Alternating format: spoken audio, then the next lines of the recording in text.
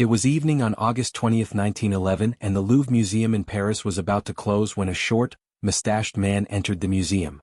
As soon as the closing time came, all the visitors came out of the museum, but that man hid himself in a corner without being seen by anyone and spent the whole night hiding in that corner. As soon as it was morning, he very cleverly reached that area of the museum where many popular paintings were hanging on the wall. He looked left and right. There was no one there. Seeing the opportunity, that man took down a painting from the wall, wrapped it in a white cloth and went out of the museum and disappeared somewhere in the crowd of the city. That man had very easily carried out the biggest art heist of the century. The painting he had stolen was named Mona Lisa, which was about 400 years old at that time and had been the center of attraction for people in the Louvre Museum for more than 100 years. Although Mona Lisa was a very valuable and very special painting, but even in 400 years she was not as popular as she became in just 2 days after this story. Mona Lisa becomes so famous in the whole world that even a person who does not have the slightest interest in painting knows her name. But who was that short man with a mustache who escaped with the world's most famous painting from the world's largest and most secured museum of France? And the most important thing is what is so special in this painting that while the French Emperor Napoleon used to sleep with it in his bedroom, an artist became so mad with the mysterious smile of Mona Lisa that he committed suicide by jumping from the roof of a hotel. 19 Clue. This was greatest. To know the story of Mona Lisa, we have to go back 500 years from today to the 16th century when this painting was made. The name of the person who made Mona Lisa was Leonardo da Vinci, who was from Italy. Leonardo da Vinci was a genius and a very multi-talented person. He was a writer, painter, inventor. He was an expert in more than a dozen professions including architect, sculptor, engineer, mathematician, astronomer, and zoologist. His every work was full of curiosity. He had a hunger to do every work with perfection. Leonardo da Vinci was such an experimental person who saw things in technology and arts from a different perspective and did all his work in a very unique way. After making many great paintings like Lady with an Armor, The Last Supper, and the Version of the Racks, Leonardo started working on a new painting in the year 1503. The work of this painting was assigned to him by an Italian silk merchant, Francesco del Giocondo, who wanted Leonardo to paint his wife Lisa del Giocondo. Leonardo started painting Lisa del Giocondo in October 1503, and this painting was named Mona Lisa after the name of that woman. Mona is an Italian word which means madam or my lady. Like every other work of his, Leonardo was dedicated to making this painting with full dedication. He got busy in making this painting with every detail for 4 years, but still the painting could not be completed. He still could not get the perfection that he wanted. For some reason he left this painting incomplete in the middle. Later, when the French emperor called Leonardo da Vinci to come to France in 1516, he also took that incomplete painting with him. Work on the painting started again in France, but in 1517, Leonardo's right hand got paralyzed and he died 2 years later in 1519, due to which Mona Lisa could never be completed. It is surprising that the world's most famous painting is incomplete, but it was the unmatched artistry of Leonardo da Vinci that there was a different kind of perfection even in his incomplete work. This incomplete painting of his attracted the King of France so much that after Leonardo's death, he made it a part of his royal collection. For about 250 years, Mona Lisa was the main part of the palace of French kings. It kept adding to the beauty of the decoration, but when Napoleon Bonaparte came to power after the French Revolution and his eyes fell on the Mona Lisa, he became its fan, and in the year 1800 he got it installed in his bedroom.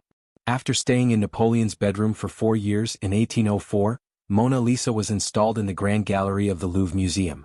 The Louvre Museum is not only the largest museum of France but also of the world. It has always been a center of attraction for tourists from all over the world.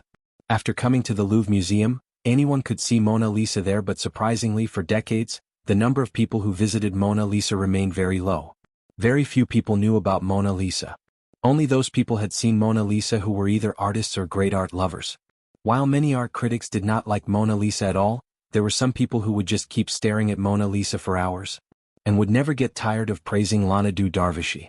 They would not even get tired of seeing Mona Lisa even though it was incomplete. It did not look incomplete. Landau used more than 30 layers to make this painting. Some layers were even thinner than human hair. The painting looks big, but in reality it is only 30/21 inches and weighs 8 kilograms. It was not made on paper or canvas but on popular wood panel with oil paint. The most special thing in this painting is the mysterious smile of Mona Lisa. The list of people who are crazy about it is very long. At first glance, Mona Lisa is seen smiling slightly, but if you keep looking at it for a long time, this smile slowly disappears. A French artist, Luc Maspero, was so crazy about this mysterious smile of Mona Lisa that on June 23, 1852, he committed suicide by jumping from the roof of a hotel in Paris. In his last note, he had told the reason behind his suicide as Mona Lisa's smile. More than 100 years have passed since Mona Lisa was in the Louvre Museum. Even after so much time, it is mostly seen only as an art piece. Only people connected to the world knew that for the public, Mona Lisa was like any other painting. People had never seen it with proper attention, but in the year 1911, all this was going to change, and the name of the person who changed it was Vincenzo Peruzzi. Peruzzi was a resident of Italy, and he was always troubled by the fact that when Mona Lisa is a painting of an Italian lady and the person who made it was also an Italian, then by what right did France keep it as its property? After this, he decided that he would bring Mona Lisa back from France to Italy. With this plan, he came to Paris from Italy in 1908 and started working in the Louvre Museum. Here his job was to clean the paintings, reframe them, and sometimes make strong cases for the paintings. Once when the box frame of Mona Lisa was being prepared, Peruzzi was also a part of the team making it, due to which he also knew how that very complex frame could be opened in a few minutes. Every place in the Louvre Museum, after knowing every route and every small detail related to security, Vincenzo Peggia leaves his job at Louvre Museum. After leaving the job, he plans to steal Mona Lisa on the basis of his job experience. He thinks about each and every point for a long time. After making a complete plan, on August 20, 1911, on Sunday evening, he enters Louvre Museum. After entering the museum, he moves towards Salon Care, where there were many paintings, but his eyes were only on Mona Lisa. He moves towards Mona Lisa and looks at her with a smile, but then takes his steps back in the next moment. He did not want to steal now. Because there were people around there was security, and he could be caught while stealing. His plan was that he would spend the whole night hiding in the museum and steal Mona Lisa the next day on Monday morning. On Monday, due to maintenance, the museum was going to be closed for visitors, due to which the security was also going to be very low, and this was an easy opportunity for Perugia because he had worked in this museum, so he had to do it. He knew every nook and corner of this museum, that is why he made a storage closet his hiding place for the night, where there was very little chance of anyone coming. As soon as it was morning, he came out wearing a white airplane, which was the uniform of the museum employees. After this, he reached Salon Care very cautiously and took down Mona Lisa from the wall, separated her from the glass frame, and wrapped her in a white cloth. After this, he took Mona Lisa down the stairs and reached the door, but as soon as he tried to open the door handle, it did not open. The door was locked, so even after repeated attempts, the door did not open. The wrinkles on his forehead, the fear in his heart, and the fear of getting caught in his eyes started to appear all of a sudden. He lost his senses even more when a plumber from the museum came there. The fear of getting caught started dominating him. Somehow, he controlled his expressions. He breathed a sigh of relief when the plumber was deceived by seeing his white dress and thinking him to be a museum employee. He helped him to open the gate. After this, Vincenzo Peruggia thanked him and easily took the Mona Lisa with him and came out of the Louvre Museum. For 24 hours no one came to know that the Mona Lisa had been stolen. Often paintings were removed from the museum for cleaning or photography, so no one paid attention to the empty space of the Mona Lisa. On Tuesday afternoon, when a famous painter named Louis Biraud reached the Louvre Museum to make a copy of the Mona Lisa, he saw that in place of the Mona Lisa there were only 4 nails and a layer of dust between them. After this, every employee of the museum started looking for the Mona Lisa, but even after searching every corner she was not found. As soon as this news reached the museum management, there was a stir there. The news first spread in the city, then the country, and then the whole world. Till that time, of course, the Mona Lisa was not so famous among the general public, but art lovers and painters were great admirers of it. When the news of the theft spread, hundreds of people gathered in the Louvre Museum to mourn. Many people started offering flowers in the empty space of the Mona Lisa. In the whole of Paris, there was an atmosphere as if they had lost someone close to them. The next day, New York Times also published this incident on its front page, due to which Mona Lisa became a topic of discussion for people all over the world. Even those who did not have any interest in paintings now knew about Mona Lisa. People's anger was also directed at the museum director, and he was removed from his post for his negligence. There was only one question in everyone's mind: that where did the Mona Lisa of Leandro, who was sitting at one place with bent shoulders and spreading her mysterious smile for the last 100 years, suddenly go, and with whom? Along with the police, 60 of France's top detectives got together to find the answer to this question. They found the glass plate and frame of Mona Lisa in the museum itself. Famous fingerprint specialist Alphonse Bertillon was called to solve the case. He found the thief's thumbprint on that glass, but even after a lot of efforts, that thumbprint did not match with anyone in the police records. The police started questioning the guards and employees. The only thing that could be found out from the question was that the theft had taken place on Monday. The theft took place between 7 a.m. and 8:30 a.m. on November 20, 1945. But apart from this, no concrete clue could be found about the thief. After this, the police pasted wanted posters of Mona Lisa's mysterious smile on the walls of the entire city. Vehicles and pedestrians were searched at checkpoints. A huge reward was announced in newspapers for the person who finds Mona Lisa. The police took the investigation forward and arrested hundreds of people on suspicion and questioned them. One of the names among those arrested was that of the famous poet and playwright Guillaume Apollinaire. Apollinaire had once talked about burning down the Louvre Museum. His secretary had also stolen 2 ancient statues from the Louvre, so the police suspected him. But when he was questioned, he called himself innocent and claimed that a person was behind this theft, whose name created a stir in the whole world. Guillaume Apollinaire was none other than his close friend and world-famous painter Pablo Picasso. Let us take names. Apart from Apollinaire, there was another man who took the name of Picasso.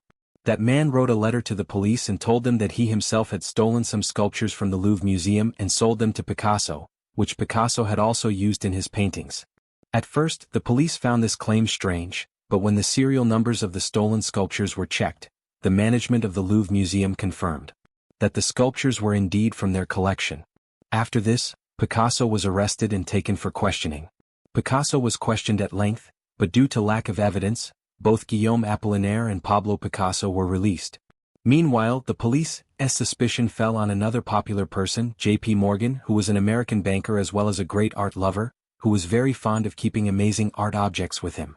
At that time, art fraud, i.e. making fake paintings and selling them to rich Americans, was a big business. That is why it was rumored that the Mona Lisa was stolen on the orders of J.P. Morgan, and now the thief must have stolen the Mona Lisa from his house.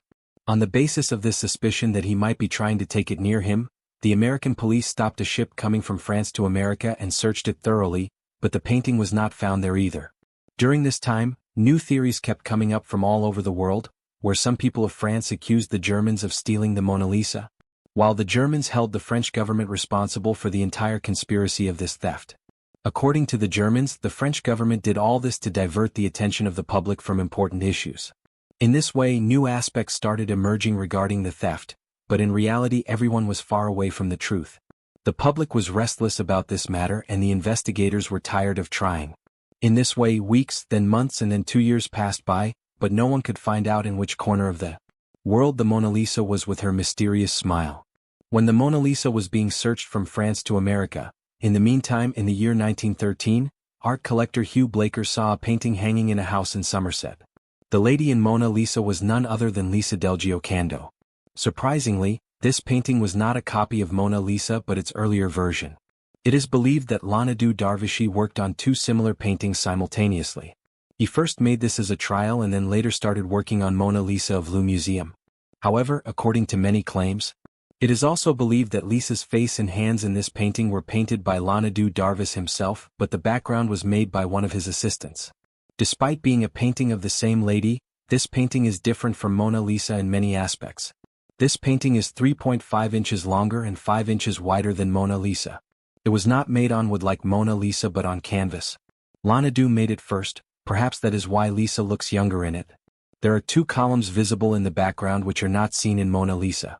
Due to the popularity of Mona Lisa, Hugh Blaker bought this painting and brought it to his studio in Isthmian. Later it came to be known as Isleworth Mona Lisa.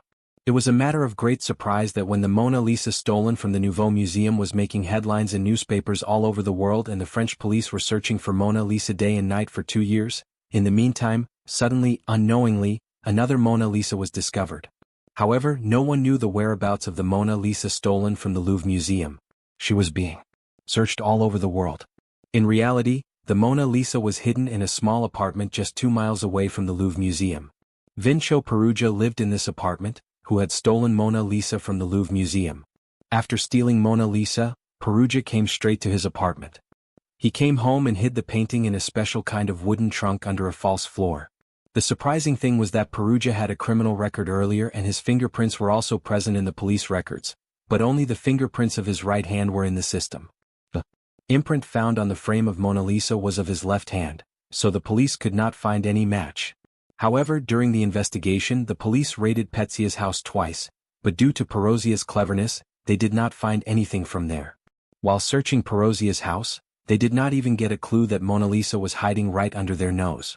In the same simple way in which Perozia carried out the theft, he also escaped very easily even after being in front of the police.